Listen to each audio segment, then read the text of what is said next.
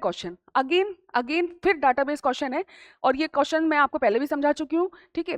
Composition of blood liquids और solid part, हम जब क्वेश्चन पढ़े तो ये समझ लें कि कौन सी चीज पूछी गई है, लिक्विड भी पूछा गया है, सॉलिड पार्ट भी पूछा गया, दोनों चीजें पूछी गई है ब्लड की, ठीक है। तो अगर हम ब्लड की कंपोजिशन अगर लिखते हैं, ब्लड कंपोजिशन,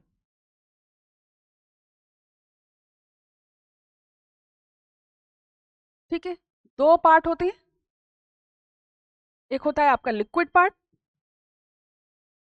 और एक होता है आपका सॉलिड पार्ट।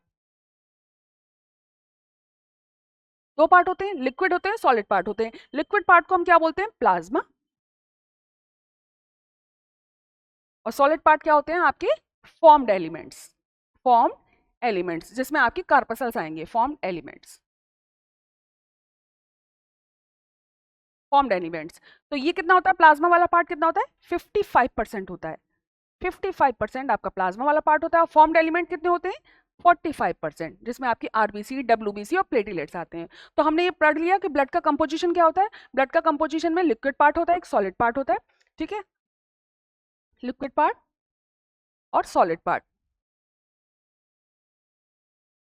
ठीक है, ये दोनों तरह के पार्ट होते हैं इनके अंदर, ठीक है। अब लिक्विड पार्ट में प्लाज्मा आता है आपका और फॉर्म्ड एलिमेंट्स आते हैं सॉलिड पार्ट में।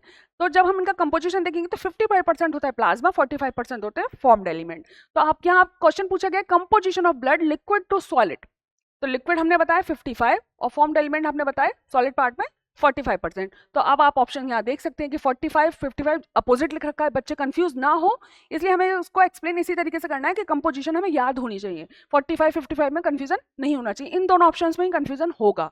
तो हमें एक्सप्लेन करने के लिए बताना पड़ेगा कि कंपोजिशन ऑफ ब्लड क्या है। दो पार्ट होते हैं, सॉलिड और लिक्विड। सॉलिड पार्ट में आपके फॉर्म्ड एलिमेंट्स आएंगे, लिक्विड पार्ट में आपका प्लाज्मा आएगा। प्लाज्मा ज्यादा होता है, 55% होता है ब्लड का, ठीक है, और 45% आपके एलिमेंट्स होते हैं।